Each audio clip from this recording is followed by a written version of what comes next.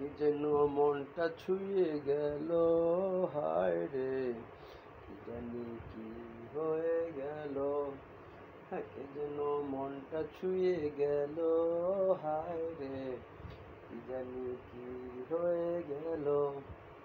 তারে কাছে পেতে চাই আবার দূরে সরে যাই, লাগে যে সব এলো মেলো। যেন মনটা ছুঁয়ে গেল, হায় রে কি জানি কি হয়ে গেল। কে যেন মনটা ছুঁয়ে গেল, হায় রে কি জানি কি হয়ে গেল। জুয়েলের কণ্ঠ সময় এই গানটা কণ্ঠ দিচ্ছে লঙ্কা কাণ্ড ছবিতে, ঠিক আছে না? এই গানটায় যে কবেন যে আমি লঙ্কা কাণ্ড ছবি দেখার দাওয়াত দিলাম, এই গানটা শোনা দাওয়াত দিলাম, তা কিন্তু না। অর্থাৎ লঙ্কা কাণ্ড ছবি দেখলে ওখানে যেহেতু নায়িকারা বা মেয়ে ভূমিকা যারা অভিনয় করেছে তারা পদ্মা খেলাপের পাপ হয়েছে, পুরুষরা তাদের অংশগ্রহণ করাইছে, যেন পুরুষদেরই প্রাপ্ত হয়েছে, ঠিক আছে না? আর পুরুষের মধ্যে অনেকে শেভ হয়েছে, তারই শেভ হয়েছে, জন্যই প্রাপ্ত হয়েছে, ঠিক আছে না? আর এগুলো হলো পাপ, যেগুলো পাপ লঙ্কা ছবির নিয়ে আলোচনা, যেটা পাপ, যেটা এইটা ছবি থেকে এই ছবির পাপ দাও ধরবো আর কি আল্লাহ, ঠিক আছে না? এই ছবির বিচার দখল করবো আর কি আল্লাহ, ঠিক আছে না? তারপরে আরও আছে যেমন এই গানে বাজনা, যে কে যেন মনটা ছুঁয়ে গেল, এটা বাজনা দিয়েছে যারা, তাদের বাজনা যারা শরীর হয়েছে সবার পাপ হয়েছে। যারা হারমোনিয়াম যে বাজছে হেরও পাপ হয়েছে, যারা গিটার বাজছে হেরও পাপ হয়েছে, যারা ঢোল পিটাইছে, তার তবলা টুবলা যত গানে যত যাবতীয় ব্যান্ড ধরে দেখছেন না, কি কত কিছু বাদ্যযন্ত্র কত কিছু লাগে, দেখেন না, একতারা দুতারা কত কিছু লাগে, এইসব যারা বাজছে হ্যাঁ পাপ হয়েছে। আর যে কণ্ঠ হয়েছে ওর পাপ হয়েছে, তুই কলিটাকে যাবে বাজনা বাজাইস না, আমি বাজনা ছাড়া কণ্ঠ দেবো, এটা বললো না কেন? যে কণ্ঠ হয়েছে জুয়েলের কণ্ঠ পাপ হয়েছে, ঠিক আছে না? জুয়েলের কণ্ঠ পাপ হয়েছে। এই জন্য এই গানটা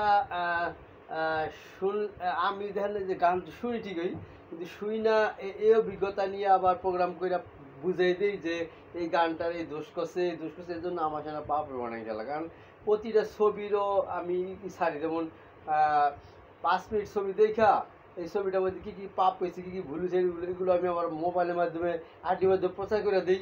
এই জন্য সামনে যেন এরকম ছবি না করে সেই দাওয়াত দিই।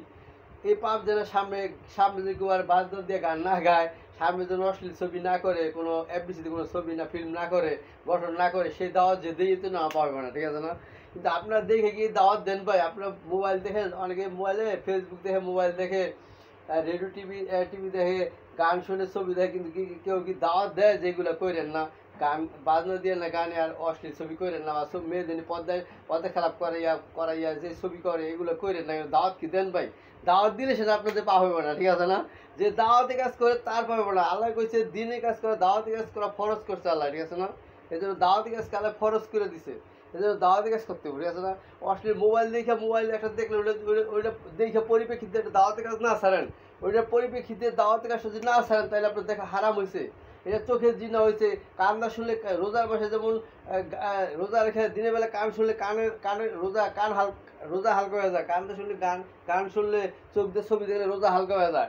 12 মাসও কানের জিনা হয়ে যায়, চোখের জিনা হয়ে যায়, এগুলা সগিরা এই গুঁড়াগুলো হয়ে যায়, বুঝছেন? আর ছোটো ছোটো গুঁড়া করতে করতে পাহাড় পরিমাণ গুঁড়া করে। অনেকে মোবাইল ঘরের রুমের ভিতরে মোবাইল দেখতে দেখতে সামনে একটা গান শুনে, তারপরে একটা কি সামান্য একটা ভালো একটা ছবি দেখে, তারপরে এমন একটা অশ্লীল ছবি দেখে, তারপরে এমন একটা অন্যায় করে ফেলায়, নিজে রুমের ভিতরে অন্যায় করে ফেলায়, যে আর বাইরে অন্যায় করতে বাইরে যেতে হয় না, কোনো একটা মেয়ের সাথেও অন্যায় করতে হয় না, নিজের রুমে নিজে অন্যায় করতে পারে, ঠিক আছে না? এই জন্য দাওয়াতি কাজ করতে পারি, দাওয়াতি কাজ এত জরুরি, ঠিক আছে না? আল্লাহ হাফেজ, আসসালামু আলাইকুম রহমতুল্লাহ। এই জন্য মামুর প্রোগ্রাম সবাই দেখবেন, মামুর প্রোগ্রাম দেখলে সবাই উপকৃত হবেন ইনশাল্লাহ। আল্লাহ হাফেজ, আসসালামু আলাইকুম রহমতুল্লাহ।